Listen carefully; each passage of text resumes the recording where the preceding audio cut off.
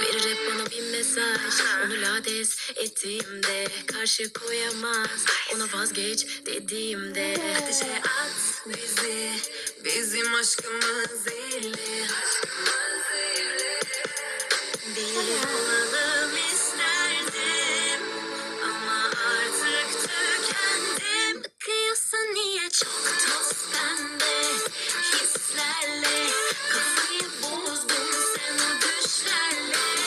Koz bende acele etme yasak aşkın eminelerde. Toz pembe hislerle kafayı bozdun sen o düşlerle. Koz bende acele etme yasak aşkın eminelerde.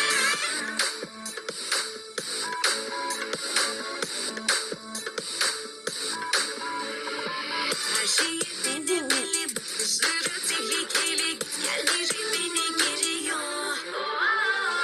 Gittiysen gelmek gerek, hiç bozma ezberleri, bilgileri bir de geliyor. Beni okudun eksik sayfa, yırtat onları uğraştırma.